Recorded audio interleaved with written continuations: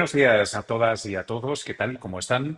Es un placer darles la bienvenida a esta nueva edición de Innovaplásticos. Ya saben, el encuentro anual en el que innovación, química sostenible y plásticos del futuro se dan la mano.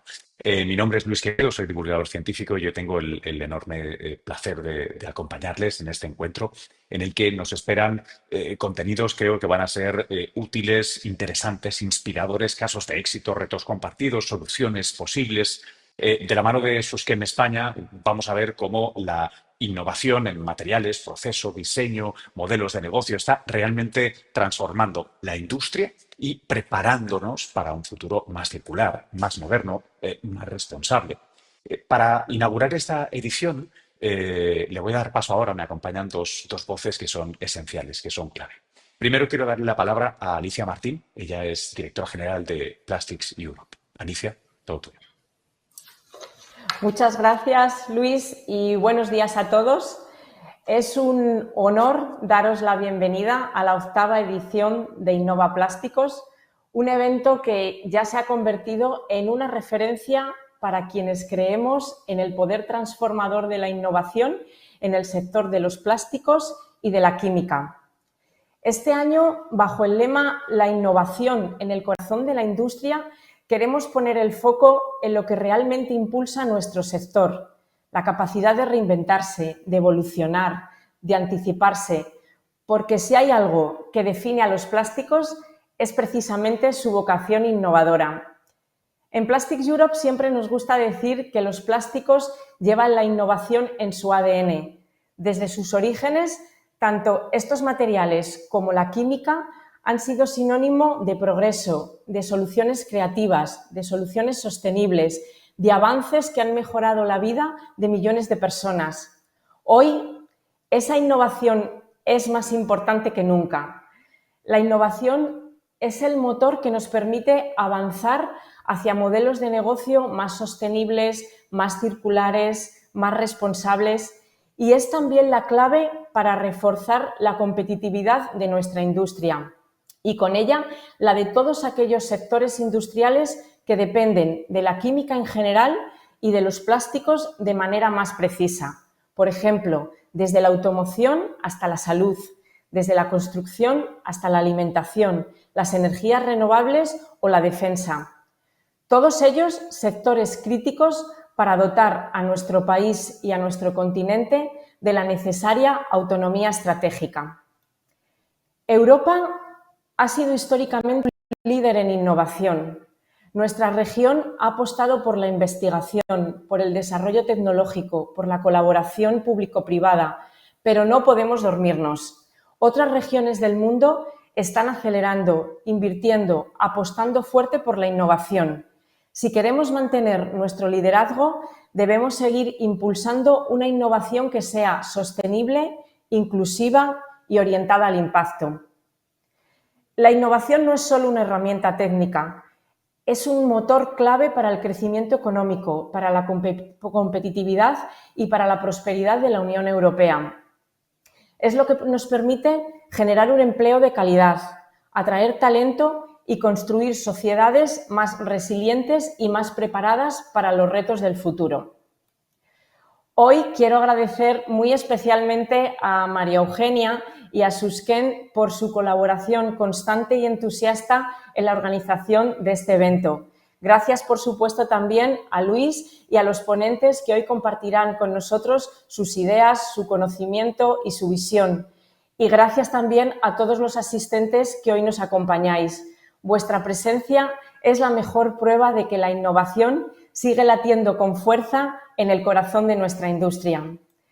Os invito a que aprovechéis esta jornada para conectar, para inspiraros, para construir un futuro, el futuro que queremos. Bienvenidos a todos a Innovaplásticos 2025. Muchas gracias, Alicia. Ahora vamos a escuchar, ya le he dado paso a Alicia, a María Eugenia Anta, la directora de Susquem España. Buenos días.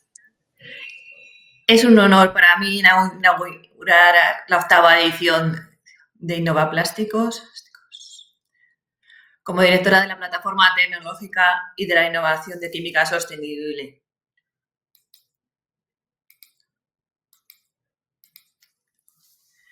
Hoy, junto a Alicia Martín, queremos destacar la importancia de dar el valor que merece la innovación como motor que se sitúa en el corazón de nuestra industria.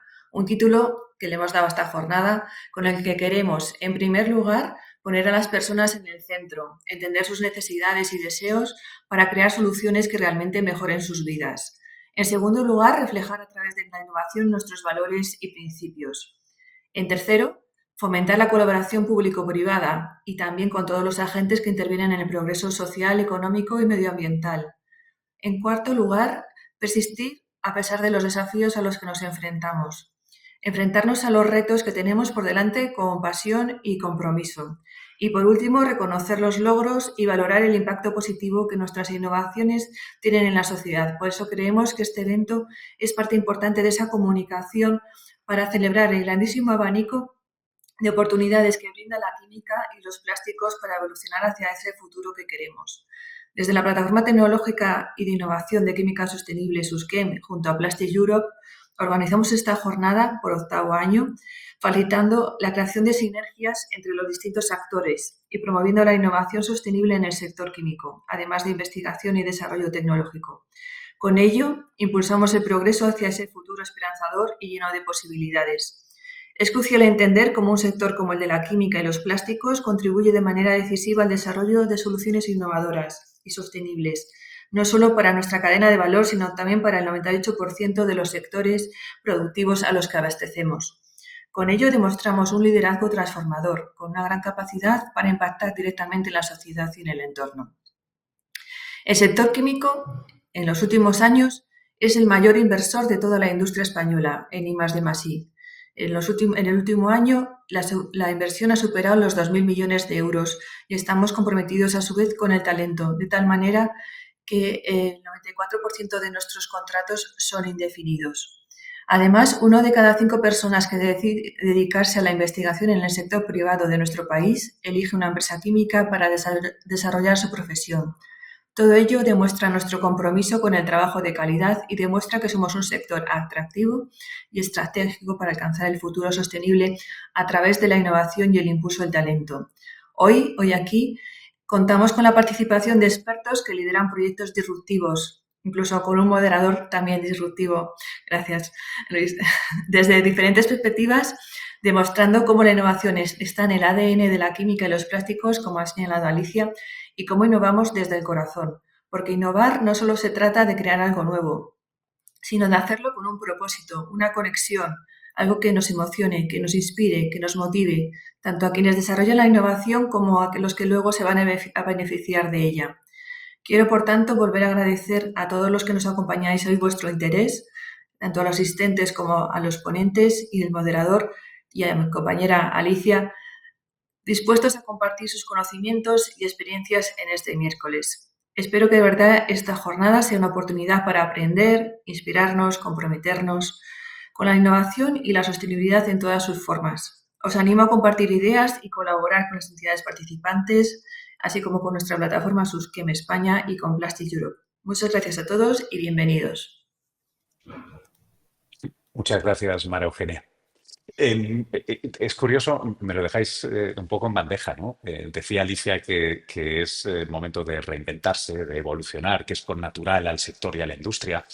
Coincidíais ambas en que esto se hace gracias a la innovación, que es un motor esencial. Pero a mí me gustaría robaros unos minutos para que nos planteemos y por qué es así. ¿Por qué os parece tan normal que sea connatural a la industria invertir, que has dicho, 2.000 millones de euros, ser el mayor inversor en I+D del país? Parece una pregunta trivial porque os habéis educado y os habéis criado en este gremio, ¿no? Yo como ex-científico también me encanta invertir en innovación y ciencia. Pero cuando nos detenemos un momento y lo preguntamos, la respuesta puede no parecer obvia. Me gustaría, porfa, si podéis pinchar mi pequeño slide, ese PDF que tengo ahí preparado. Os voy a robar 10 minutos de vuestro tiempo y luego me gustará saber si os ha transmitido algo. Pero os decía, ¿no? Si hay algo que define a este sector es justamente esa capacidad de transformar ideas, materiales, procesos, narrativas, pero os quiero contar una pequeña historia que tiene que ver con esto que tenemos todas en común, ¿no? Ese pequeño primate que llevamos dentro. Em, y que yo creo que guarda respuesta, al menos parcial, a una pregunta que puede ser muy paradójica, que es ¿por qué hacemos no solo lo de innovar, sino por qué hacemos nada? ¿Por qué hacemos cosas? ¿Qué nos motiva realmente? Si tomamos por un momento la perspectiva de una ciencia hermana, ¿no? La biología evolutiva, disciplina en la que yo personalmente he perdido muchísimas horas de mi vida para bien, pero las he perdido. Tenemos siempre una respuesta clara, ¿no? Las animales, los y las sapiens, por supuesto, que no somos sino chimpancés como el de la imagen, venidos a más, solo nos movemos por una de tres posibles cosas. Em, una es conseguir alimento. Sabéis que comer, nueva energía con la que mantener esto vivo, es un impulso universal a cualquier animal. También conseguir refugio, ¿no? Es decir, salvaguardar tu propia existencia, echar un sueñecillo o, claro está, una actividad que pone en jaque a las otras dos, pero sin la que ni vosotros ni yo estaríamos hoy aquí para contarlo, para asistir a este encuentro, que es encontrar otro animal, reproducirnos para que la vida, no solo la propia, sino la vida en general, la de todos, prosiga en este planeta, ¿no? Em, desde Darwin, de alguna manera hemos tenido que aceptar el hecho de que compartimos así, sin más, con el resto de animales, al menos estos tres impulsos básicos, sin los que nuestros familiares, nuestros respectivos linajes, si queréis, habían desaparecido hace tiempo por inanición, depredación o por lo que viene a ser simple y llanamente por no haber existido, ¿no? Y sin embargo, hoy, aquí, no estamos haciendo ninguna de las tres cosas, ¿no? Bueno, si os coincide con el desayuno, que entiendo que es una hora un poco delicada, no os lo tendré en cuenta. Lo que sí os ruego es que no os dormáis ni os dediquéis a ligar durante este encuentro, por favor. Eh, eh, pero bueno, bromas aparte, haced lo que queráis. La pregunta subyace. ¿Por qué nos encontramos aquí para hacer esto que no es esencial desde el punto de vista biológico, ¿no? Porque estamos aquí compartiendo conocimiento, hablando de innovación. Y el caso es que, y tomo la idea robada de este hombre que veis en la imagen, Jorge Wagensberg, que conociéndolo seguro que la sacó de otro sitio, pero nunca me dijo de dónde. Es que vosotros, vosotras, ustedes y yo y la totalidad de sapiens que poblamos, hemos poblado este planeta, somos al tiempo un animal más, claro, y esencialmente diferentes al resto de los seres que nos rodean, ¿no? Si estamos aquí es porque participamos de un cuarto nuevo, revolucionario instinto biológico, lo que Jorge llamará la curiosidad, o mejor, en sus palabras mucho más bonitas, el gozo intelectual, la persecución del conocimiento por puro hedonismo, ¿no? Algo que es bastante exclusiva de los seres humanos, ¿no? Hasta donde sabemos, todos bichos como nosotros dejamos de lado los tres impulsos fundamentales para de vez en cuando, ¿no? Levantar la mirada hacia las estrellas y preguntarnos qué narices será eso, ¿no? ¿Y por qué? ¿Y cómo? Esta capacidad única que tenemos de maravillarnos, de hacernos preguntas, aunque no nos lo exija la necesidad inmediata, si la organizamos con método, con propósito, creo que es lo que venimos a llamar ciencia, y si la conectamos con la acción, con esos 2.000 millones que decíais de inversión, entonces la llamamos innovación. Gracias a ellas, hoy hablamos de plásticos reciclables, de procesos energéticamente más eficientes, de simbiosis industrial, de economía circular. Hablamos, en definitiva, de un sector que deja de ser parte del problema para convertirse en pieza clave de la solución. Y hablo de ser pieza clave de la solución con pleno convencimiento, a pesar de que en ocasiones, yo creo que quien más que menos se siente culpable, el prurito, cuando hablamos así de la ciencia o de la innovación en general, ¿no? O del sector.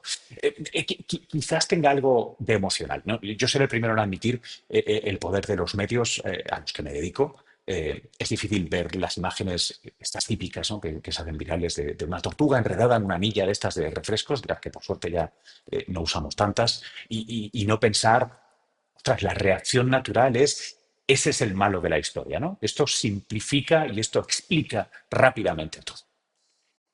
Y sin embargo, eh, yo creo que la historia puede ser algo más compleja, ¿no? Recuerdo que hay una cita que dijo un tipo con muchísimo poder en mi gremio y con gran influencia cultural, David Attenborough, el gran defensor de la naturaleza, famosísimo a sus 90 y pico años por sus series documentales en la BBC, ¿no? Que se ven en el mundo entero. Y dijo una vez una cita que me parece que está muy bien tirada, pero que tiene un punto inexacto. Dijo, y cito, mucho del plástico del mundo quizá nunca debió fabricarse. Y creo que está muy bien intencionada, eh, aunque no es del todo cierta, y que puede llegar a tergiversar la realidad, porque todo depende de a qué nos refiramos con ese cuánto, ese mucho, ¿no? ¿Cuánto es ese mucho?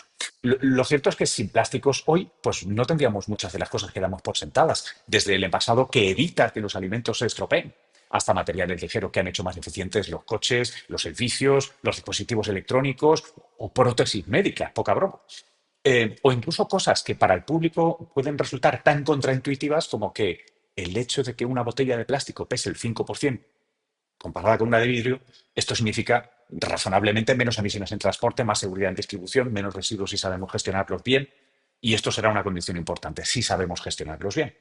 Los plásticos, de hecho, han servido para salvar vidas no solo humanas, ¿no? Me viene a la mente yo qué sé, hay más de, esto puede ser una chorrada, pero más de 10 millones de pianos en el mundo, muchos de ellos electrónicos. Yo ciertamente el que tengo es electrónico. Si todas sus teclas blancas fueran de marfil como años A, pues no nos quedaría un solo elefante en la faz de la Tierra, literalmente, ¿no?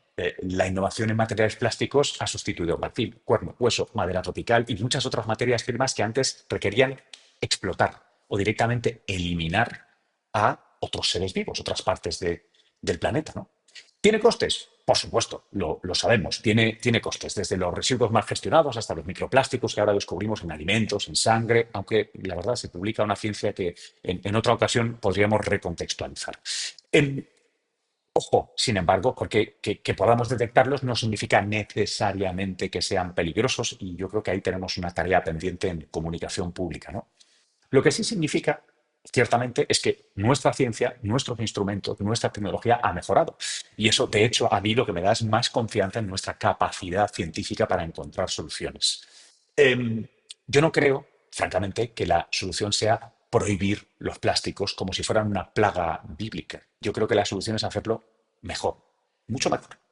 Porque los beneficios del plástico son mucho mayores de lo que solemos admitir. Y los daños que pueden causar, creo firmemente que pueden gestionarse, admitámoslo, mucho mejor de lo que lo estamos haciendo hasta ahora. Aquí estaremos todos de acuerdo. La idea es que un futuro no será sin plásticos, no tendría sentido. El futuro será con plásticos más inteligentes, más sostenibles, mejor entendidos. Y eso, queridos y queridas, solo será posible, y esa es la condición inexcusable, con más y mejor innovación, que a fin de cuentas es lo que nos reúne aquí hoy, ¿no? Hablar de innovación en un sector de transformación, en un sector que ha entendido que su futuro, y el de todos, pasa por ser más eficientes, sostenibles, colaborativos y también más valientes, porque para innovar hay que atreverse, hay que hacer las cosas distintas, hay que empujar. Vamos a escuchar hoy a personas que representan precisamente, creo, esto. A quienes diseñan nuevos materiales para una economía baja en carbono, a quienes desarrollan cadenas trazables y seguras a través de tecnología blockchain, a quienes desde la gran industria impulsan la transformación con visión de largo plazo. Así que, sin más, os invito a escuchar con la cabeza, con esa capacidad de curiosidad y de asombro, con ese gusto por el gozo intelectual que decía Jorge Wagensberg, porque ahí, entre ese binomio de ciencia y propósito, creo que está el principio del futuro que queremos construir. Así pues, vamos a escuchar, si os parece, las tres intervenciones. Primero, breves, pero muy potentes, que nos van a ayudar a entender el presente y el futuro del sector desde tres ángulos distintos: la tecnología, el mercado, los datos. Les daré paso a nuestros tres ponentes, uno detrás de otro. Ya abriremos, tenéis abajo en Zoom la posibilidad de enviar preguntas que luego editamos, ordenamos y se las haremos. Y sí, os adelanto, por si es una de las preguntas que vais a hacer, vamos a compartir las presentaciones después del encuentro para que las personas que las deseéis. Sin más, le voy a dar paso ahora a Sergio Jiménez de Aimplas, quien nos va a hablar de las principales innovaciones del sector en 2025 y cómo están resolviendo retos sociales desde productos, procesos, servicios. Sergio, todo tuyo. Hola, pues muy buenos días. Muchas gracias, Luis, por la introducción y la presentación. Bueno, pues yo voy a hablar precisamente de innovación en un formato de ranking, ahora con la presentación. para ver un poco lo que serían las tendencias que la hemos llamado top 10 de tendencias en el año 2025 en el ámbito de investigación. También citaré cada una de las tendencias con algunos ejemplos de proyectos que hemos desarrollado en esos ámbitos. También, antes de empezar, quería agradecer a Plastic Euro y a Susken por la invitación y por contar con Aimplast para esta presentación. Bueno, vamos allá. Bueno, esto va a ser un ranking. El ranking está un poquito pensado del 10 al 1, fundamentado sobre todo en cómo de cerca o de lejos está esa innovación en el mercado, siendo el 10 un poquito la más lejana y el 1 lo que estaría más en mercado, y también un poquito dimensionado con el volumen de negocio. Tengo 10 minutos, así que va a ser un minuto por cada uno de los del top. Es un ranking que cualquier persona, o sea, si lo hiciera otra persona, seguramente sería distinto. Es una manera amena de presentar estas innovaciones en este formato, pero desde luego el ranking es súper discutible y seguro que pues no estaremos todos de acuerdo en esa numeración. Bueno, vamos allá, vamos con el top 10. El top 10 es la captura y uso de CO2. Estamos desarrollando ya materiales con capacidad de absorber CO2. Esta imagen que ven en la diapositiva son filtros que podemos desarrollar mediante impresión 3D. Los podemos hacer dimensionados a las chimeneas con las medidas que consideremos, y nada, son unos materiales poliméricos que tienen una sustancia llamada MOFs que lo que hacen es captar el CO2 que pasa a través de ese material. Aquí, por ejemplo, hemos desarrollado proyectos también en la industria del sector cerámico con el Instituto de Cerámica, IPC, y bueno, hemos desarrollado los proyectos precisamente para producir esta captación de CO2. Pero luego también podemos este material captado, este CO2, desorberlo y utilizarlo para la producción de nuevos productos plásticos. Por ejemplo, como el proyecto 3CO2, que ven que estamos desarrollando poliéster a partir de CO2 que previamente hemos captado de industrias intensivas en emisiones de CO2. Con lo cual es una línea muy interesante para conseguir una descarbonización efectiva. Número 9, la extrusión reactiva. Esta es una tecnología de modificación química que se hace en una propia extrusora, con lo cual, bueno, pues de alguna manera conseguimos solo en una etapa hacer procesos tan interesantes como una síntesis de polímeros, reacciones de injerto o entrecruzamiento, o degradación también de materiales para producir, por ejemplo, un reciclado químico, ¿no? Como ejemplo, he puesto el proyecto Percal, donde hemos desarrollado un adhesivo de PLA, es un hot melt, donde hacemos la síntesis de ese adhesivo en la propia extrusora, con lo cual tenemos un producto, en este caso pues sostenible, porque es un material también biodegradable, que nos permite también hacer adhesivos también para luego la industria del packaging. En el número 8, bueno, los plásticos para energías sostenibles. Aquí realmente los materiales tienen mucho que decir porque para todas las nuevas energías, ¿no? Tanto en la fabricación de baterías, o en palas o el tema de hidrógeno, los materiales son muy importantes. Estamos trabajando, por ejemplo, en la parte de sustituir ciertos componentes de las placas solares por materiales poliméricos, ¿no? Que son más sostenibles, evitando sustancias que tienen una mayor toxicidad o impacto ambiental. Y también estamos trabajando en todo lo que es el transporte, la producción, transporte y almacenamiento de hidrógeno. Va a ser la fuente de energía del futuro, pero claro, es una energía que requiere de sistemas que la almacenen, que la transporten, y aquí donde los materiales tienen mucho que decir a nivel de refuerzo de depósitos, en tuberías, etcétera, ¿no? Por lo cual es una línea también muy interesante.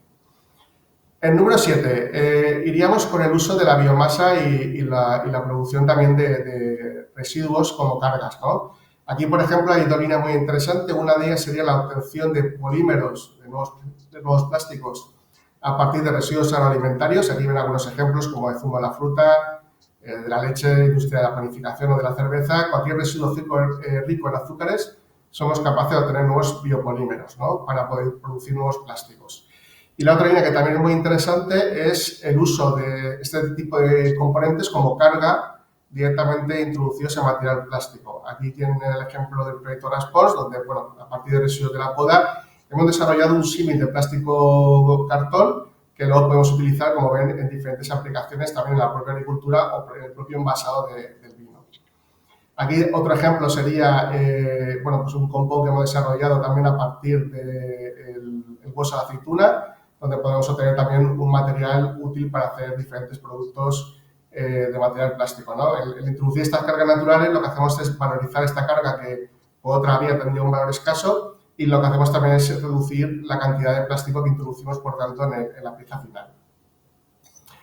Bueno, en el número 6 estaríamos hablando de la gestión de residuos complejos. Aquí, cuando hablamos del reciclado de productos como textiles, film multicapa, las palas halogenadas o neumáticos, bueno, pues hablamos de tecnologías de reciclado que no son sencillas para producir estos materiales, pero que también se está ya trabajando con combinación de tecnologías de reciclado mecánico y químico. Aquí les voy a poner un ejemplo que es el proyecto EROS, donde hemos hecho una valorización completa de palas eólicas a través de tecnologías también combinadas de reciclado mecánico, de reciclado químico, en procesos como la pirólisis o la solvólisis, y obtenemos diferentes fragmentos. Un primer fragmento que sería el polvo de la fibra de vidrio, que lo podemos luego reincorporar para obtener cerámica o esmaltes. Un segundo residuo que serían los glicoles que obtenemos de esos procesos de reciclado químico, que lo utilizaríamos como componente también en tintas, una materia prima que usaríamos también para las tintas. Y luego nos quedaría la fibra de carbono, pues que utilizaríamos también para hacer piezas en el sector aeronáutico. Con lo cual lo que hacemos es valorizar un producto complejo y darle diferentes salidas. Número 5. La tecnología de plastrónica e impresión funcional. Esta tecnología lo que permite es incorporar electrónica a materiales plásticos para diferentes funcionalidades. Desde sensores, etiquetas inteligentes, antenas, impresión fotoluminiscente, como ven en la imagen, es decir, hay diferentes tecnologías. Y bueno, como ejemplo he cogido el desarrollo de un envase autocalefactable. Es un envase en el que hemos incorporado una resistencia que se puede conectar a un USB y producir el calentamiento del envase, ¿no? Esto es muy interesante para cuando estamos fuera de casa, ¿no? Pues conectarlo directamente al automóvil o incluso una batería externa, etcétera. El número 4, hablaríamos de recubrimientos. Otra línea también muy interesante, el uso de recubrimientos funcionales que aporten propiedades ventajosas. Por ejemplo, ahí en la imagen están viendo un recubrimiento que hemos desarrollado aquí en Implast antihielo. Esto es muy interesante, por ejemplo, para el sector aeronáutico, para los aviones, para que, por ejemplo, cuando hay procesos de congelación, pues no se deposite el agua, no se congele el agua dentro de la superficie externa del avión, ¿no? Esa sería una aplicación muy concreta. Estamos también trabajando con recubrimientos ignífugos, también en el tema de envases activos o que den propiedades barrera para la conservación de los alimentos, reduciendo, por ejemplo, film multicapa. Y precisamente he cogido como ejemplo un recubrimiento activo. En este caso, mediante sustancias que lleva el suelo de la leche, activas. Aquí ven, por ejemplo, la muestra de control en el envasado de queso después de 21 días, ve cómo ya está creciendo el moho en ese producto. Y la muestra con el recubrimiento, que la van a ver a continuación, se vería...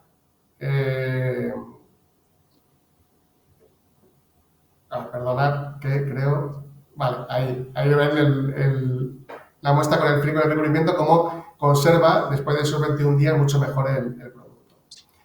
Vale, y estamos en el top 10, en el ranking, en la medalla de bronce, pues bueno, para los composites sostenibles. Aquí estamos trabajando fundamentalmente con la producción de composites con monómeros o sustancias provenientes de fuentes renovables y con fibras naturales. Ahí, por ejemplo, están viendo una estación de carga de coche de vehículo eléctrico, que también hemos desarrollado con composites sostenibles.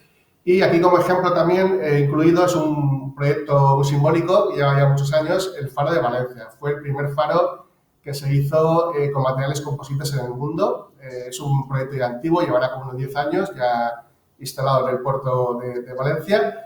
Pero bueno, como material, los plásticos en ese entorno, ¿no? Que entorno marino, pues bueno, no se oxidan, no se degradan y tiene una alta resistencia. Aparte es un faro totalmente eficiente, donde se han incorporado placas solares y tiene un uso totalmente autosuficiente, ¿no? Con lo cual es un producto de gran envergadura y que permite, bueno, pues aparte de fabricarlo de una manera muy rápida, montarlo en un día, etcétera, ¿no? Tiene muchas ventajas. Vale, vamos con el top 2. Aquí hablaríamos de la fabricación aditiva. Sería es uno de los sectores que va a crecer más. Hay una previsión de crecimiento en los próximos años del 25%, es decir, que va a ser mercados que son pequeños pero que van a crecer. Y bueno, aquí en concreto están viendo un material que hemos desarrollado, es un material conductor de la electricidad, porque el reto realmente que tenemos con la fabricación aditiva es seguir desarrollando materiales. No hay todavía una gama de materiales muy alta y no podemos conseguir todas las propiedades que nos gustaría, con lo cual, bueno, pues esa línea de trabajo es muy interesante a nivel de conseguir nuevos materiales. También hacer materiales más sostenibles, como por ejemplo el uso del reciclado, o en este caso que están viendo aquí, hemos usado la magalla como una fibra natural que hemos incorporado o bien, por ejemplo, a ABS o a PHA, que es un material compostable, para producir ciertas piezas plásticas bueno, pues con diferentes propiedades finales. Y ya para acabar nos queda el top 1 y el top 1 es la reutilización. De alguna manera nosotros hemos utilizado los plásticos en forma de monouso, pero es un desarrollo que hemos decidido los humanos. Los materiales al final no son un fin en sí mismos, son un medio y hay que usarlos de la manera que sea más eficiente.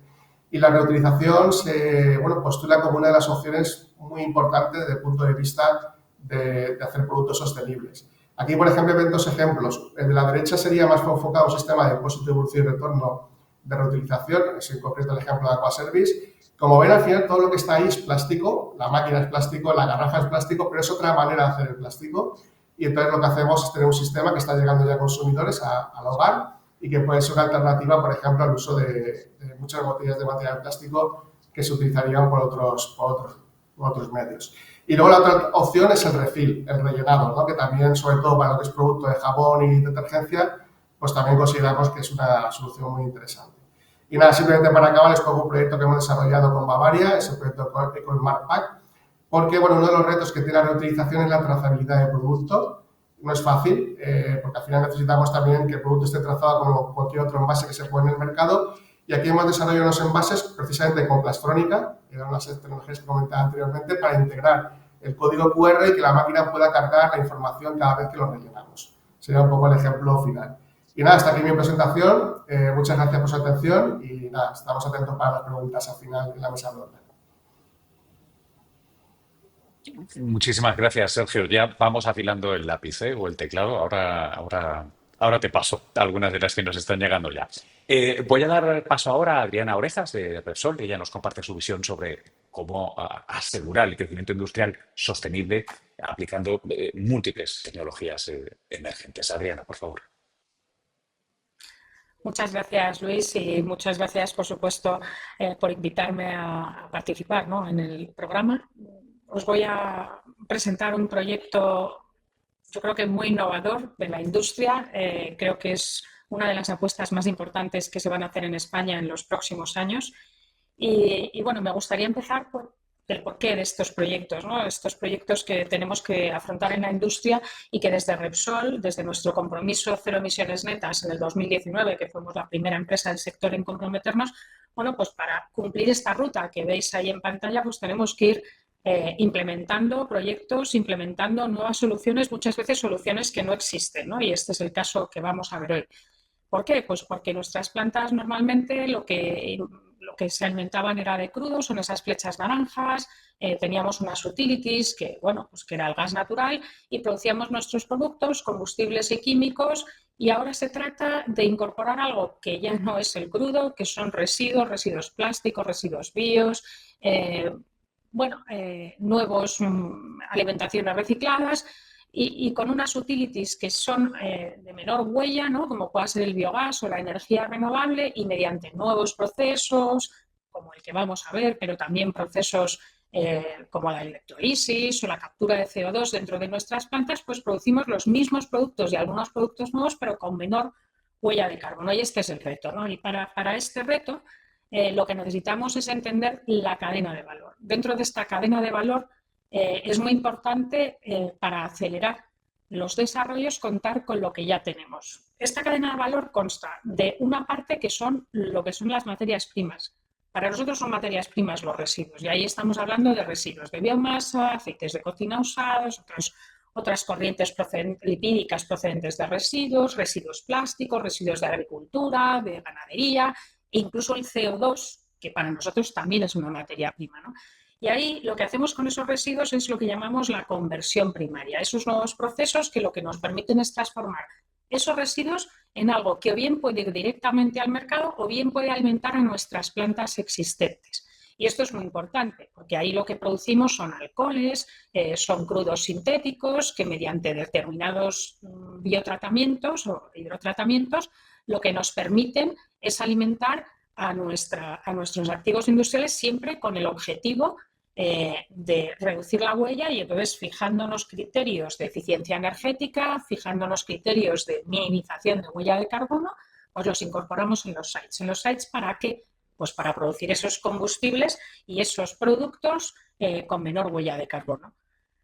Bueno, para hacer todo esto necesitamos determinadas capacidades de asociación, capacidades tecnológicas. Repsol tiene el centro privado de I+D más grande de la península, pero también capacidades de ingeniería. Hay que escalar estos proyectos, hay que llevarlos a una realidad y para eso hay que tener experiencia en la operación, hay que tener una visión compartida con la sociedad y esto es muy importante y desde luego hay que financiarlos porque cuando uno hace la primera planta, bueno, pues los costes suelen ser más altos que en las 30 siguientes, ¿no?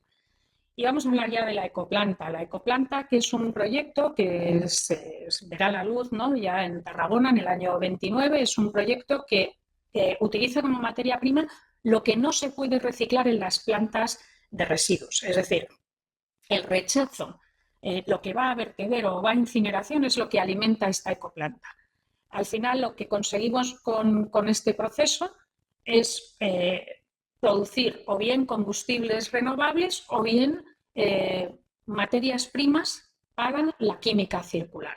Todo esto se va a hacer, como digo, con una inversión de más de 800 millones de euros, va a suponer 340 puestos de trabajo directos y un montón de ellos durante la construcción. Y es un proyecto innovador porque fue seleccionado en la primera ola de los Innovation Funds como uno de los 7 proyectos que consiguieron esta financiación, ¿no? Si hablamos del proceso, el proceso es esto que aparece en el recuadro, ¿no? Es decir, lo que hacemos es con esos residuos producimos un syngas que se produce a partir también de hidrógeno y de oxígeno mediante un proceso termoquímico para, con una síntesis, producir finalmente metanol. Metanol, que puede ser metanol renovable, que puede irse a los combustibles, puede ser combustible directamente de barcos, pero también puede ser metanol circular para ser alimentado a la industria química. Importante entender que son 400.000 toneladas de residuos sólidos urbanos. 400.000 toneladas es prácticamente todos los residuos de la zona de Barcelona, Tarragona, estamos hablando de grandes cantidades. Lo que nos permite es transformar esos residuos directamente en unos productos finales, evitando que esos residuos vayan o bien a vertedero, sabiendo cuál es la regulación que vamos a tener en el futuro respecto al envío de residuos al vertedero, y además también evitaremos una posible incineración que tiene unas emisiones de gases de efecto invernadero mucho mayores. Para que nos hagamos una idea, estamos hablando que en los primeros 10 años de la planta estaríamos evitando unos 3,4 millones de toneladas de CO2 equivalente. Es un auténtico reto y es una auténtica solución, como decíais vosotros antes, para este mundo de los residuos. Desde luego, para esto hay que entender que hay que simplificar la regulación. O sea, la ecoplanta ahora mismo está sujeta a la red, está sujeta a la regulación de RCNBOs, está sujeta al SANDAG, está sujeta a un montón de regulaciones. Sobre todo, tenemos que aclarar y tener un acuerdo, ¿no?, de a qué llamamos condición de residuo de fin de vida. Tenemos que entender que es mucho más importante dar solución a los residuos y facilitar el desarrollo de estas tecnologías para dar soluciones a los residuos, porque evitarán, como decía, el envío a vertedero o el envío a incineración. Y hay que entender todo esto como una cadena completa, no solo como una parte. Yo siempre digo que en Europa no tenemos ni petróleo ni gas, pero basura tenemos una barbaridad. Así que al final, mediante estas tecnologías y alineado con las políticas, ¿no?, que tenemos en lo que es la gestión de residuos, pues vamos a... Y también con el hidrógeno, porque este proceso requiere de hidrógeno y de oxígeno, que en una electrólisis pues justo es lo que estamos produciendo. Así que tiene una sinergia muy importante, ¿no?, con esta ruta que tenemos de incorporación del hidrógeno. Así que con todas estas tecnologías y estas rutas de hidrógeno, lo que sí vamos a conseguir es tener una gestión de estos residuos mucho más inteligentes. La ecoplanta lo que está utilizando es una tecnología absolutamente novedosa, no hay nada parecido en el mundo, desde luego no en Europa. Hay cosas parecidas, pero se hacen con carbón, no con residuos en el mundo.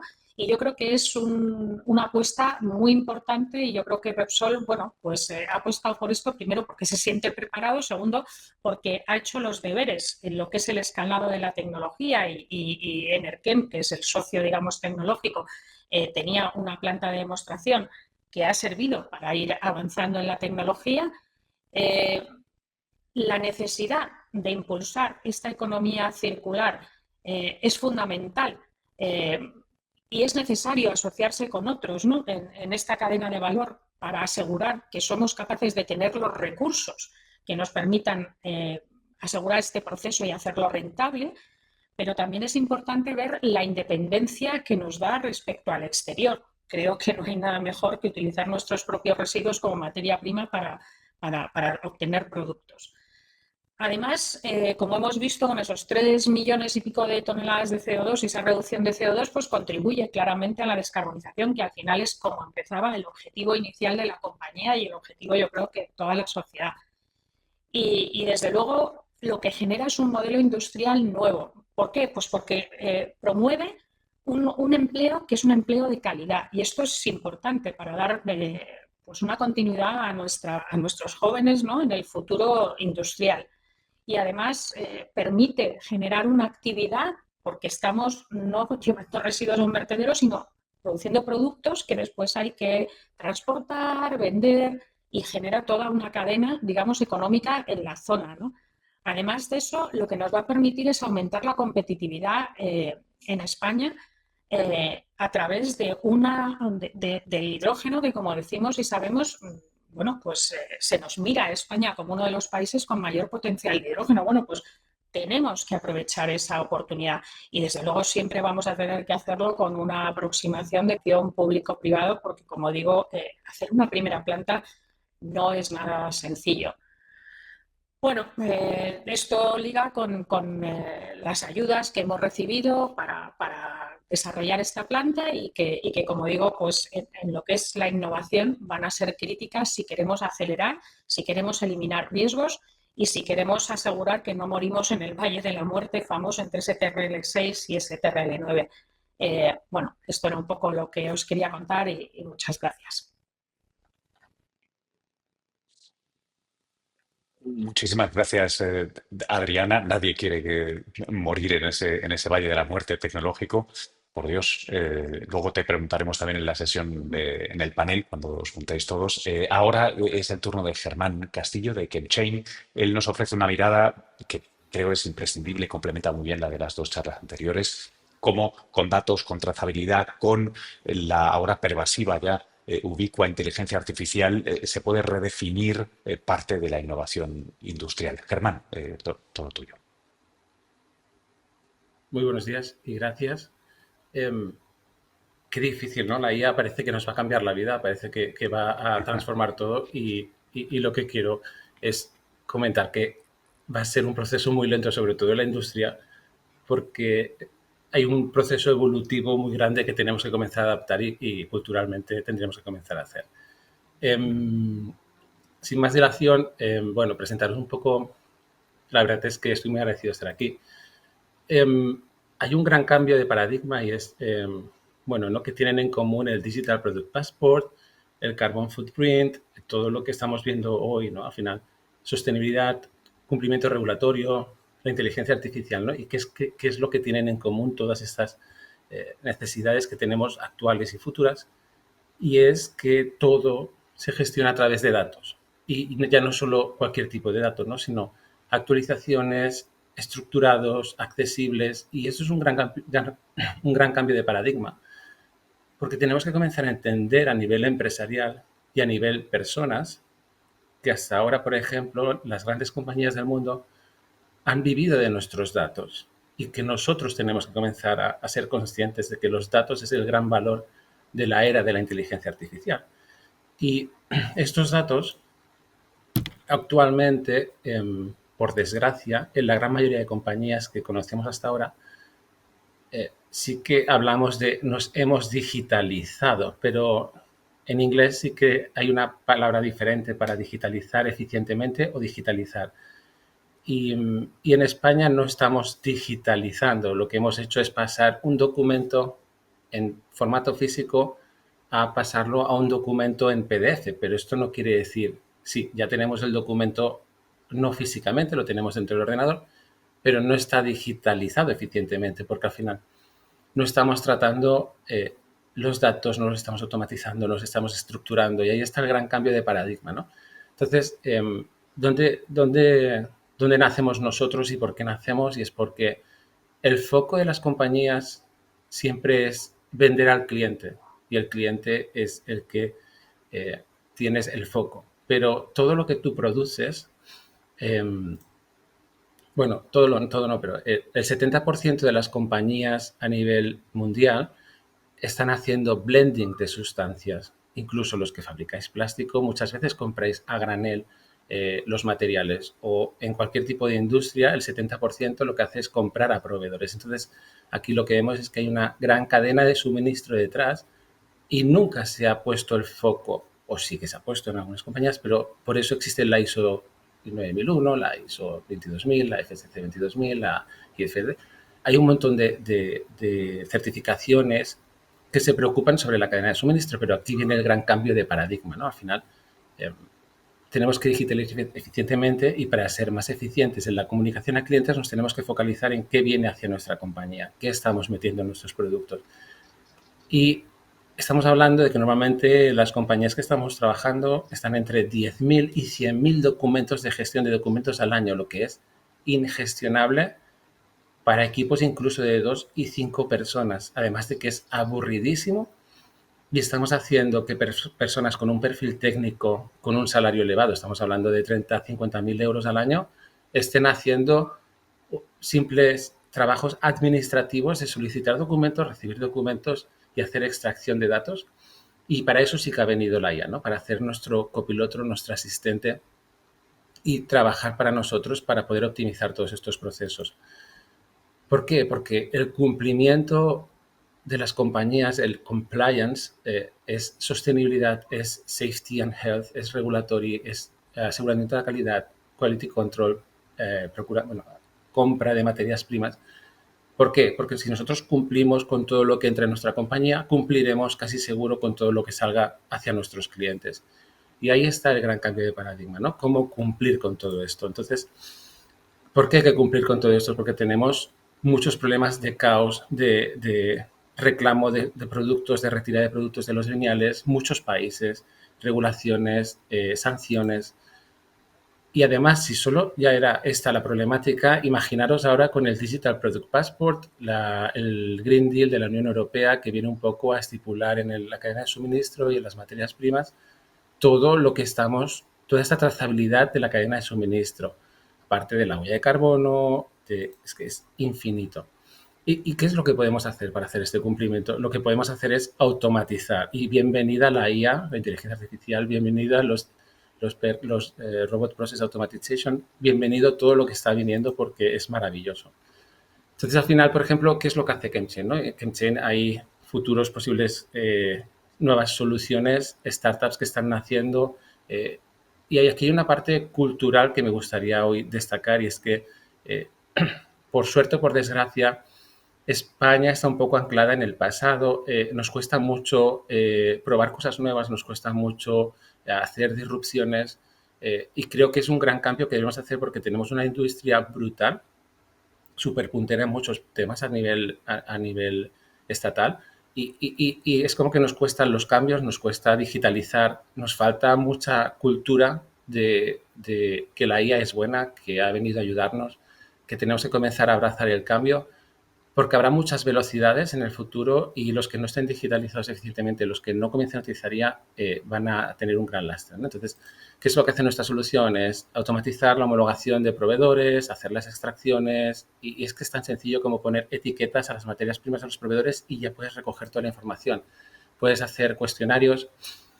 Los cuestionarios se automatizan mediante preguntas, sería como un Google Forms, pero ya totalmente auditable, con los cambios, donde tienes semaforizaciones. La verdad es que es un gran cambio, ¿no? Y además, la parte muy interesante es que trabajamos con un partner que se llama Wikichemia y lo que hacen es ofrecernos listados de a nivel mundial, tanto de disruptores endocrinos como sustancias VG Concern, como los SOC, los Substance of Concern, el Digital Product Passport, precursores de drogas, precursores de explosivos, porque realmente hay muchísima regulación, muchísimos REACH, REACH UK, REACH Corea, REACH Turquía, REACH Europa, por supuesto, va a venir REACH Rusia. Y todo es para un poco, bueno, tener un poco de control sobre las sustancias químicas que se ponen en los mercados de cada país a nivel mundial. Y todo esto es ingestionable a nivel ya personal. Además, es que necesitamos tener a personas en las industrias que sean capaces de comenzar a estudiar, a entender y estar un poco en el presente futuro de todo lo que viene a nivel regulatorio. ¿Y esto cómo lo conseguimos? Simplificando y automatizando muchos de los procesos que ahora son administrativos y no aportan valor al ser humano. Y ahí es donde viene la IA, ¿no? A quitar esa parte que no aporta valor, que es repetitivo y automatizable, y viene a ayudarnos en todo esto. Y resumiendo, al final, decía Luis al principio de la sesión, decía, no veo un futuro sin plástico, y yo añadiría, yo no veo un futuro sin datos. Y cada vez está más claro, ¿no? Al final, las compañías ahora mismo digitales de redes sociales viven del dato, y las empresas en el futuro, y sobre todo en el futuro más lejano, en el caso de España, porque nos va a costar, es sin datos no somos nada, sin poder hacer KPIs, sin hacer indicadores, sin poder tener trazable todo lo que está pasando, cómo está pasando, qué sustancias, impurezas, procesos productivos están fallando.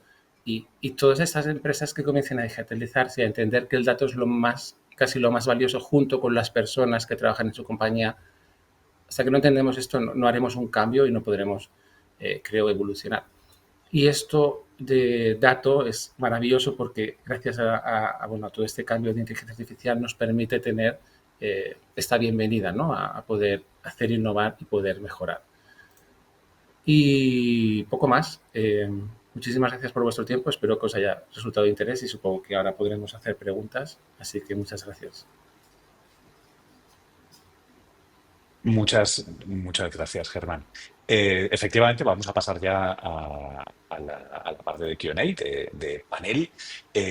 Tengo y me van llegando ya las preguntas. Os recuerdo muy brevemente que podéis a través de Zoom seguir enviando preguntas para las que habéis llegado con la sesión arrancada. Sí, vamos a compartir las presentaciones después del evento. No os preocupéis, si nos llegara email mediante, pero vamos, no está todo eso controlado.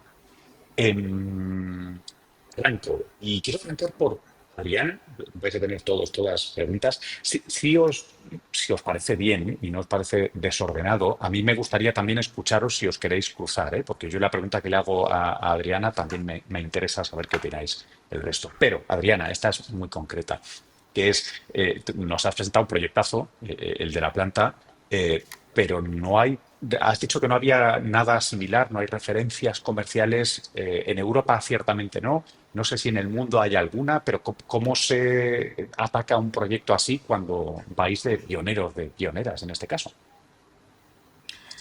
Pues sí, es muy buena pregunta y esa misma pregunta nos la hicieron nuestros mayores cuando empezamos a presentar este tipo de proyectos, ¿no? Entonces, ideamos algo que creo que nos está ayudando mucho y es un procedimiento que llamamos de de-risking tecnológico. Es un procedimiento que lo que nos permite es, en 4 etapas, que están muy asociadas a las distintas etapas que tiene este tipo de proyecto, ir acotando, primero identificar los riesgos tecnológicos, después acotarlos y después hacer un plan de mitigación. Y me explico. En primer lugar, lo que hacemos es hablar mucho con los tecnólogos, tener mucha información con ellos. La relación ha cambiado. Ahora ya no hay una relación cliente-proveedor, no puede haberla. Es una tecnología que no es madura y no puede haber una relación cliente-proveedor. Por lo tanto, tiene que haber una relación de colaboración. Eso es lo primero. En segundo lugar, o lo que es la etapa 2 del procedimiento de risking, está relacionada con la identificación de cuál es la tecnología óptima, ¿no? Una de las cosas que estamos viendo es que se prescribe una tecnología como la ganadora y no hay tecnología ganadora que valga para todo. De hecho, nosotros tenemos 5 plantas en España y una en Portugal y las soluciones que estamos viendo no son las mismas para cada una de las plantas, ni estamos apostando por la misma solución. Por lo tanto, digamos que hay una etapa 2 que lo que hace es entender qué tecnología o qué tecnólogo encaja en cada uno de los sites, y ahí se decide y se hace un ranking, ¿no? En la tercera etapa, donde ya entramos en ingeniería, se decide finalmente cómo se va a hacer, tamaños, se mira pues todo lo que es el proceso de ingeniería desde el principio hasta el fin, hasta la puesta en marcha, y se identifican esos posibles riesgos, esas posibles mejoras, se trabaja de nuevo con los tecnólogos, con la ingeniería también, para asegurar esa reducción de huella. Y luego hay una cuarta etapa que no es menor, y la cuarta etapa es una vez que arranca la planta, porque en estas plantas tenemos una curva de aprendizaje que obviamente cuando nosotros comprábamos plantas donde había 40 por el mundo, pues esa curva de aprendizaje era 0. Es decir, tú llegabas, te daban unas garantías, aquello se ponía en marcha aquel día y vale, sí, 15, 20 días y ya está. Pero ahora no. Ahora lo que tenemos es que minimizar esa curva de aprendizaje, así que tenemos que anticipar todo lo que podamos los posibles problemas en la operación para asegurar que vamos a ser muy rápidos a la hora de reaccionar de conseguir el producto en especificación lo antes posible y con los menores costes posible. Este procedimiento de risking lo estamos aplicando a todas las tecnologías que evidentemente no son TRL9. Y en este caso en la ecoplanta pues comprenderéis que es fundamental. Interesante. Sergio, antes nos presentabas un ranking top, ¿no? Un ranking de 10 ideas, 10 tecnologías, 10 propuestas. ¿Aplicáis vosotros un sistema análogo al que estaba diciendo Adriana? Quiero decir, yo qué sé, presentabas reutilización, ¿no? Que puede parecer lógico a todo el mundo, no todo el mundo lo hace. ¿Cómo sabes tú que eso va a ser viable? Bueno, hay varios factores que marcan. Cogiendo el caso concreto de la reutilización, claro, el primero va a ser la propia legislación que está impulsando hacia esos modelos, porque, bueno, sobre todo por el reglamento de envases, pues ya está marcando unos objetivos de reducción y propiamente reutilización que de alguna manera impulsa o promueve, ¿no?, que vayamos hacia esta línea. Luego es cierto que tenemos que buscar un modelo de negocio que sea rentable, es decir, tenemos que buscar algún sistema, ¿no?, que económicamente pues tenga una rentabilidad asociada, pero quizá para mí el mayor riesgo lo podemos tener en la fase del consumidor, porque tenemos también que involucrar al consumidor en este cambio, es decir, la reutilización es una forma muy distinta a la que tenemos de consumir plástico respecto a la que tenemos actualmente. Entonces tenemos que ir a esos modelos, ¿no?, donde, bueno, pues cogeremos nuestro envase flexible, ¿no?, y lo llevaremos a casa y tenemos que bajar al supermercado para rellenarlo. Entonces, digamos que este tipo de modelos también van a implicar un cambio de hábito en el consumidor, que yo creo que también se ha conseguido en otros sectores, como por ejemplo pasó con el tema de la bolsa de plástico, que ahora vamos a una bolsa reutilizable y que, bueno, pues poniéndole un precio, por ejemplo, en el supermercado, ha hecho que haya menos consumo, que de alguna manera el producto haya ganado mucho valor. Un producto que antes era un gasto en el supermercado, hace 10 años cuando la bolsa era de un solo uso y que se hacía un consumo muy desbordado de ese material, ahora ha cambiado el modelo. De repente vale 15 céntimos una bolsa, con lo cual el margen es brutal y hace que también el consumidor se lo piense más y la reutilice. Entonces, de alguna manera tenemos que ir a un modelo en el que vayamos conjugando tanto los factores de negocio como de consumo. Y realmente estos modelos existen porque la bolsa, en su momento, parece que la bolsa de plástico iba a desaparecer, estaban las de papel, las de rafia, todos los materiales, pero 10 años después lo que hay es una bolsa de plástico como había hace 10 años, pero distinta, con un modelo de negocio distinto, un modelo basado en la reutilización y en el consumo más responsable de ese producto, ¿no? Entonces, bueno, yo creo que esos son esos tres factores: la legislación que aprieta por un lado, buscar un modelo económico como por ejemplo ha hecho Aquaservice, que es un modelo muy interesante, o empresas como Boomerang, que es una startup que también está trabajando en ese ámbito del envase reutilizable, y luego también pues el consumidor poco a poco vayamos aceptando estos modelos y los vayamos un poco adquiriendo, ¿no? Oye, me surge, no me puedo resistir a preguntarte un poquito. El de la bolsa de plástico lo hemos vivido todos, todas como consumidores. Es cierto que quien trabaja en oficina en general tiene, ¿no?, está más acostumbrado al tanque de agua, a la botella de agua, pero hay otros. Antes nos presentabas uno de los proyectos, creo recordar que era de cosméticos, ¿verdad? En este caso, con los RFID integrados. Pero, por ejemplo, para este sector, ¿tú te imaginas reutilizables en esto? Porque hay como todavía partes del supermercado o partes del consumo que parece que son más refractarios, ¿no? O que es más difícil entrar en una reutilización. O no, o es simplemente Sí. tiempo. Bueno, yo creo que yo diferenciaría donde creo que es muy fácil y asequible el poner un sistema de utilización como es el rellenado, como el ejemplo que comentabas, en todo lo que sea Sí. producto no alimentario. Yo creo que ahí es relativamente sencillo. Si vamos a jabón, Ok. gel, producto de cosmética, ahí creo que, de hecho, hay muchos supermercados que están implementando ya a modelo de prueba y piloto máquinas de rellenado en el propio supermercado. Ujú. Es cierto que lo que necesitamos también es tener una trazabilidad de ese producto y eso es lo que dificulta a veces el sistema, ¿no? Que es lo que hemos resuelto en este proyecto que comentaba de Bavaria.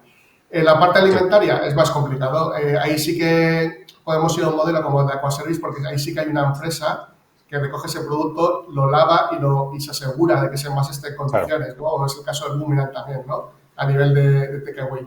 Pero claro, en ese sentido el modelo es un poco distinto y ahí implica, pues eso, otra logística diferente. De todas Ujú. formas, Aquaservice es un modelo que está en el hogar, en consumo de hogar, doméstico. Sí, sí, Es decir, sí. no se ha quedado solo en la parte industrial, sino que yo creo que es un modelo, la ventaja o el éxito que ha tenido ha sido llevarlo también a un consumo doméstico, en este caso. Ujú. Vale, qué interesante. Decías ahora que la trazabilidad es uno de los aspectos fundamentales. Eh, Trazabilidad sabemos que requiere más generación de datos y más hojas de Excel o más databases o más. Y entonces volvemos, claro, a lo que nos contaba Germán, ¿no? Germán, una empresa que tiene un modelo más tradicional, que todavía no ha implementado una trazabilidad, una digitalización del segundo tipo de las que tú decías, no solo de generar PDFs, sino de realmente aprovechar las ventajas de ese mundo digital. ¿Cómo puede avanzar hacia ese modelo cada vez más digital? Porque entiendo que no cerramos la empresa durante un mes, lo digitalizamos todos y volvemos a abrir la persiana. ¿Cómo se transita eso? Es muy complejo. Al final, bueno, es muy, muy complejo. Es como, eh, Claro. ¿no? Es como cuando te tienes que cambiar de casa, no tienes que hacer un traslado, tienes que comenzar a estructurar todo. Primero es mucha cultura de empresa y una vez tienes el propósito, yo creo que ya es como fácil, comienza a fluir. El tema es al final cuando tienes documentos, pues, estructurar los nombres, intentar estructurarlos, archivarlos bien. También es verdad que, por ejemplo, nosotros ahora mismo con nuestra solución IA, tú le puedes subir 80.000 documentos, 100.000 documentos y tenemos un AI Doc Classifier que lo que hace es coger todos los documentos y comenzarlos a estructurar, ponerlos en su sitio. Ujú. Realmente tenemos un futuro muy, muy apasionante y lo que viene es bastante, bueno, se me ponen los pelos de punta, porque comenzamos a tener mucha tecnología para automatizar muchos procesos. Ujú. Déjame que le dé la vuelta. ¿Cuáles son los cuellos de botella?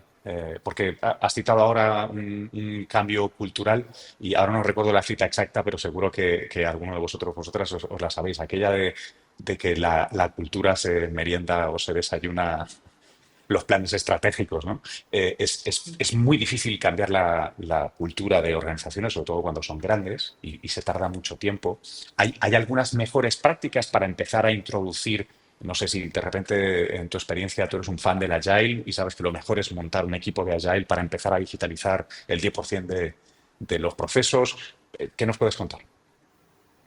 Bueno, aquí lo primero es, al final, las empresas absorben, ¿no?, lo que viene desde propiedad o desde CEOs o desde dirección, ¿no? Entonces, al final, también nos pasa con sostenibilidad. Nos damos cuenta que las empresas quieren ser sostenibles, quieren ser digitales, pero al final, si la dirección, sobre todo dirección operacional y la dirección financiera no están alineados, ahí no hay nada que hacer. Entonces, muchas veces, por ejemplo, nosotros cuando vamos a presentar nuestra solución en las empresas, lo que hacemos es evangelizar, ya le llamamos evangelizar a toda la estructura de poder de la compañía, porque si ellos no llegan a entender la importancia de digitalizar o de la sostenibilidad, no tienes mucho no puedes hacer nada dentro de la compañía. Por tanto, realmente es que o los trabajadores internos o externamente comiencen a leer, a formarse y comenzar un poco a abrir la vista, incluso que Mm. comiencen a viajar. O si vete a China, vete a Estados Unidos, vete a Corea del Sur, vete. y ves que la cultura ya es muy, muy, muy veloz con lo que están haciendo a nivel de absorber incluso los cambios de ideas y de paradigma, ¿no? Y aquí en España, por desgracia, tengo que decir, cuesta mucho este cambio. No todas las empresas, no a toda la gente, pero sí que tenemos unas estructuras un poco propensas al cambio. Y ese creo que es el cambio, el kit de la solución. Adriana, Sergio, en vuestra experiencia, ¿cómo ha sido? Seguramente habéis vivido procesos de digitalización, ¿estáis metidos en alguno de ellos? Estamos Adri- inmersos. Sí, eso O es. sea, esto que yo contaba de las nuevas tecnologías no se podría hacer para mí son dos elementos críticos. Uno, Sí. las capacidades, las personas, el conocimiento, y eso lleva parte de esta mentalidad que decía Germán, que para mí es fundamental. Y luego la velocidad requiere herramientas digitales. Nosotros usamos inteligencia artificial, incluso generativa. Ahora estamos toda la compañía inmersa en entrar de lleno en esta inteligencia artificial generativa que nos da oportunidades mucho mayores. Y estoy de acuerdo con que esos cambios, Germán, totalmente de acuerdo, se tienen que hacer de arriba a abajo y por voluntad.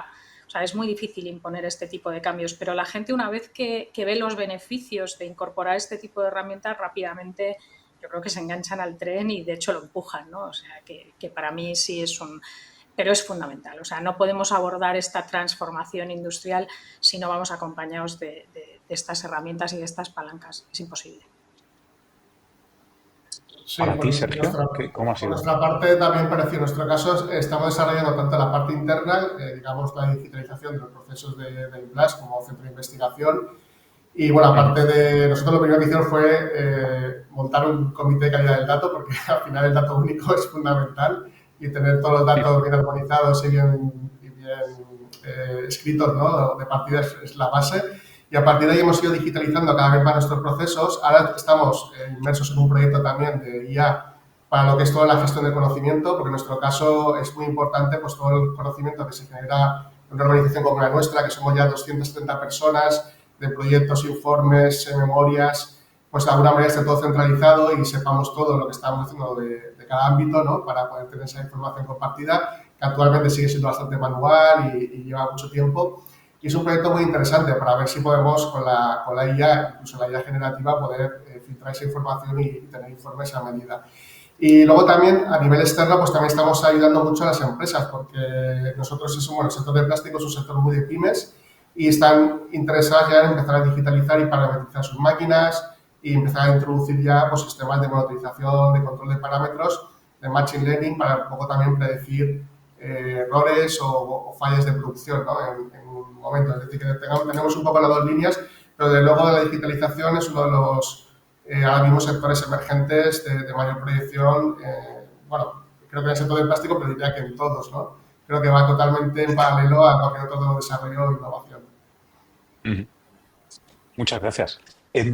Mirad, os lanzo, bueno, te la lanzo a ti primero, Sergio, pero la abriré a los tres. Una de las preguntas que nos llega aquí por el botoncito de Q&A de Zoom, y dice así, habéis comentado sobre el concepto PDP o PDP, el pasaporte digital de producto. ¿Qué calendario de aplicación es esperado? ¿En qué productos plásticos verías que va a llegar antes? Fabricante de producto plástico. Sí, bueno, el pasaporte digital de producto viene de una directiva, de la directiva de diseño sostenible o de reglamento, algo no recuerdo si es reglamento o directiva, y sí, se tiene que aplicar a diferentes productos. Lo que pasa es que creo que todavía no hay mucha información ni del calendario ni cómo hacerlo. Es decir, que sí que es verdad que sí que hay productos, pues todo lo que está relacionado con el sector del tipo electrónico, los productos textiles, sí que hay categorizado una lista de productos que son los que hay que aplicarlo, pero ahora mismo yo no tengo en mente cuál es el calendario concreto. Es decir, que sí que será de aplicación, bueno, al final me imagino que a través de tecnología también de QR, y es verdad que afecta a toda la cadena de valor, porque lo que se pretende en ese pasaporte digital es desde la materia prima hasta el producto final, esté todo trazado y tengamos toda la información de partida. Pero el calendario ahora mismo en mente no te lo sabría decir. Germán, ¿tú cómo lo ves desde el punto de vista de el montón de data, otra vez, perdona que insista, que se va a generar eventualmente más allá del calendario? Bueno, no, el calendario sí que desde Fake, bueno, está María Eugenia, Irene y todo el equipo de Fake, justo pues Subsem, y es un poco la prioridad al grupo de digitalización, que por cierto soy el coordinador, y sí que ahora estamos haciendo unas sesiones webinars los próximos meses, junto con formaciones de cómo tanto qué datos como con qué sistemas, porque la complejidad es tanto qué datos hay que transmitir como cómo vamos a gestionar toda esa infraestructura de sistemas y de datos, de cómo en la cadena de suministro, y la verdad es que es muy complejo. A nivel de calendario sí que creo, de memoria, si no me recuerdo, comenzamos con baterías, con textiles, y luego metales como el aluminio y otro metal que no me acuerdo. Y luego todo esto serán en fases como de 3-5 años que comenzaremos a hacer más productos y más productos hasta que estén todos los productos de la Unión Europea dentro del Digital Product Passport, como ya tenemos. Y para que la gente que no sepa lo que es al final es como la etiqueta de A+, A++ que tenemos en los edificios de las eficiencias energéticas o en los productos electrónicos.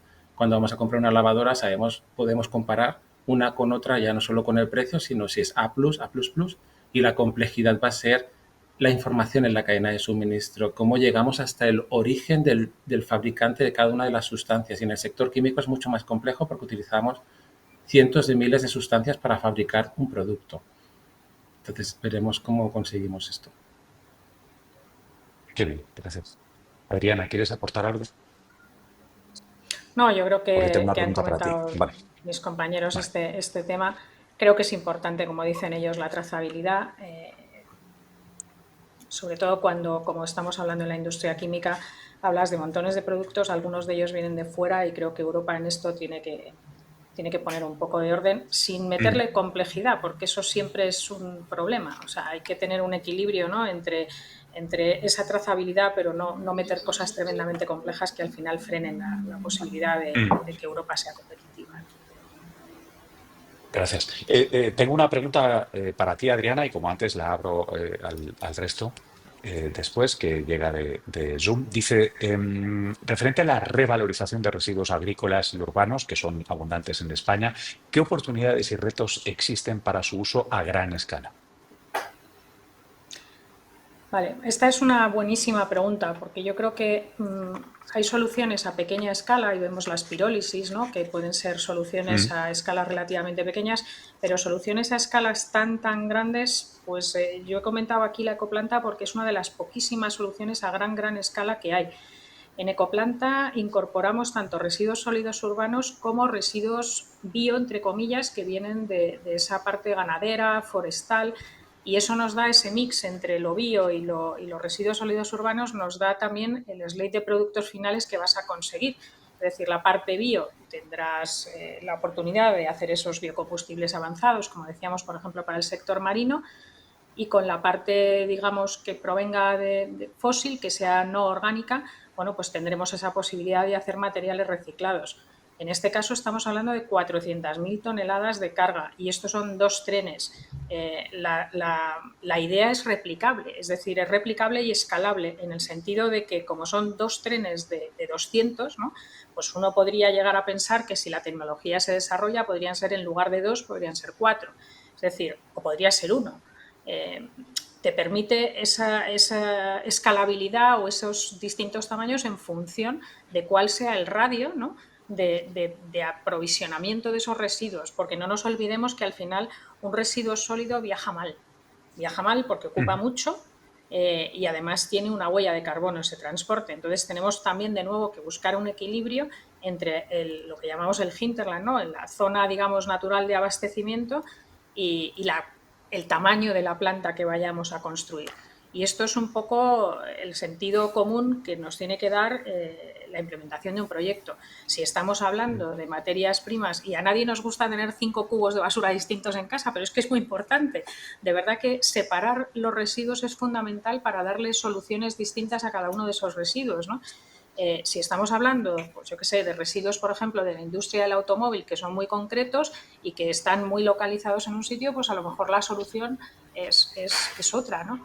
Si estamos hablando de residuos plásticos, solamente de residuos plásticos, pues oye, las pirólisis de plásticos están funcionando.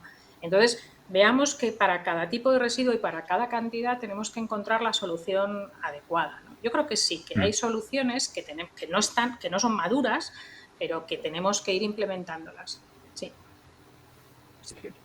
Déjame que insista un poquito, espero que no sea demasiado desinformada la pregunta, pero claro, me colocas en un escenario en el que, como muchas veces, y antes creo que lo mencionabas tú, ¿no?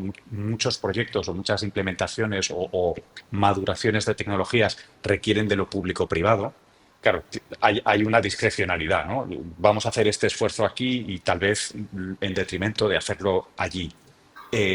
¿Cómo se navega esta maraña endemoniada de cómo escojo la mejor opción de todas las que tengo? Ahora decías, ¿pongo una planta grande aquí o pongo 3 plantas más pequeñitas repartidas? ¿Hay algunas mejores prácticas que nos puedas compartir? Perdona lo súper general de la pregunta, ¿eh? No, está muy bien. O sea, hay 3 aspectos, diría yo, que tenemos que entender, ¿no? Hay un aspecto financiero y es el caso de negocio y es analizar, oye, que tenga un sentido económico lo que vamos a hacer, porque al final no nos olvidemos que si una tecnología no puede funcionar solo con subvenciones, tiene que funcionar a futuro con un caso de negocio. Esto es fundamental. Lo segundo es, bueno, tiene que haber una racionalidad social. Me explico. No puede tener sentido que movamos, y esto lo hemos visto, que movamos residuos, pues yo qué sé, de Inglaterra a otro país, o sea, mover residuos en grandes cantidades y en grandes distancias, caramba, pues no parece que tenga demasiado sentido. Tendremos que buscar, como decía, pues esa zona de influencia que racionalice cuál es la disponibilidad real de esos residuos y qué tipología de residuos tenemos. Y luego, para mí, la maraña más gorda es la maraña regulatoria. Es decir, lo he comentado en mi presentación, tenemos 3 regulaciones distintas europeas para el proyecto de ecoplanta, pero es que tenemos las europeas, tenemos las locales, tenemos las españolas, o sea, al final, y no coinciden, ¿eh? Lo tremendo es que no hay no convergen. A veces, depende de cómo lo interpretes, es una u otra, ¿no? Entonces, yo creo que la parte regulatoria es fundamental para entenderlo. Facilitar una homogenización de esa regulación, el que consigamos, ¿no?, que un proyecto sea trasladable, por ejemplo, pues de Tarragona, o sea, de Cataluña a otra región, sin tener que modificar 40 cosas, pues nos va a permitir probablemente años en la evolución. Luego hay otra parte que es la del propio desembolso, la propia inversión. O sea, no nos engañemos. O sea, la curva de aprendizaje en la primera planta va a ser mucho más larga que en las plantas siguientes. Si no ayudamos en esta primera planta, pues difícilmente vamos a conseguir que haya un rollout, ¿no? Que se replique esta solución en otros sitios. Entonces, bueno, yo creo que ahí tenemos que trabajar también en la integración con toda la parte de residuos, en asegurar que en esa cadena de valor somos capaces de optimizar.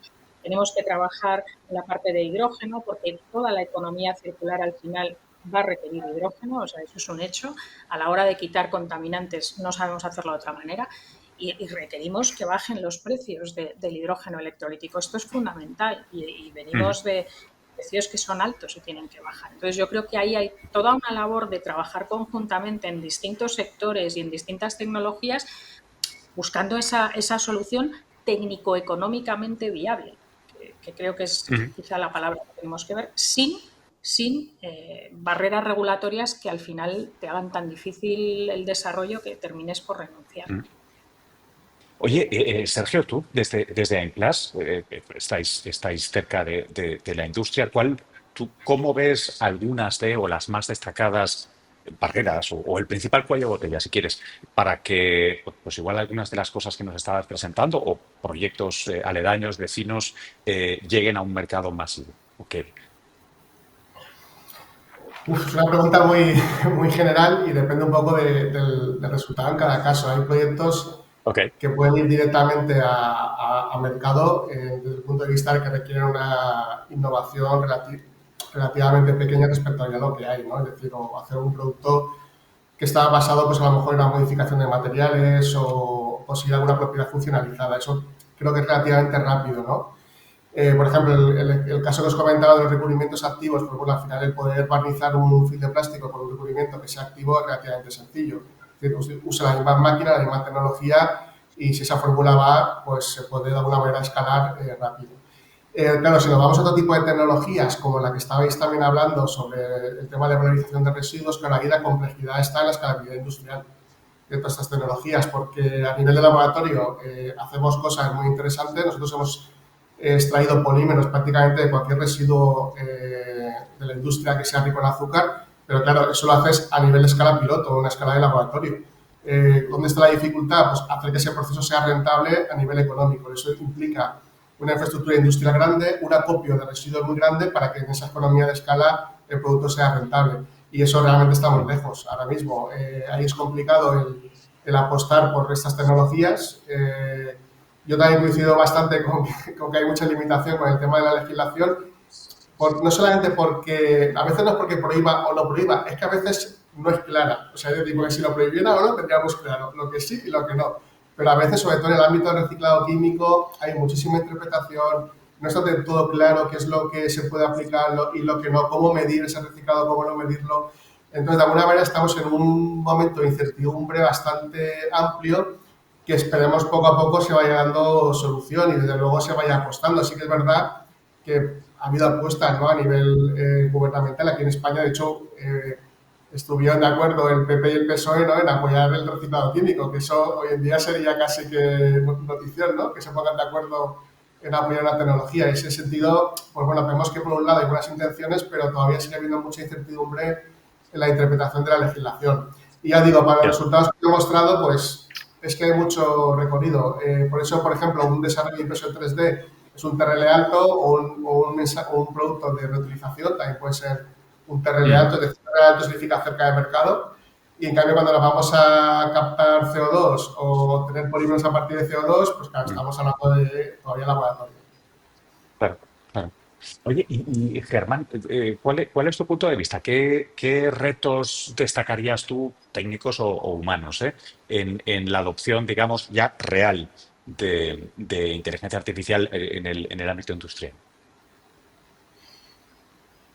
¿Qué pregunta? Eso es una pregunta trampa, ¿no?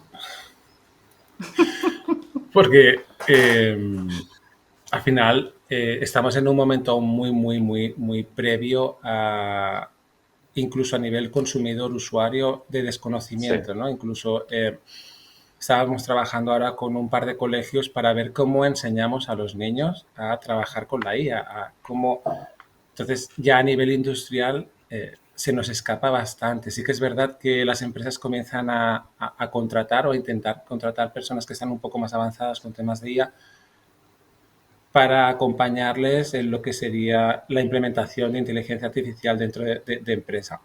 Sí que es verdad que creo que haciendo un simple gesto de comenzar a abrazar todo lo que llega y no poniendo frenos ni barreras, creo que se aprende mucho, ¿no? Yo como llego a ser, por decirlo de una manera burda, un poco experto en IA, y es porque me permito poder, cualquier tecnología que me llegue a las manos, cualquier cosa que leo, intentar implementarla, intentar aprender y por prueba y error, como bien decías al principio de tu presentación, Luis, ¿no? En plan, los humanos hemos aprendido gracias al error y gracias a probar herramientas y hemos venido desde la prehistoria hasta aquí con todo lo que tenemos, ¿no? Y esto lo hemos conseguido aprendiendo del error.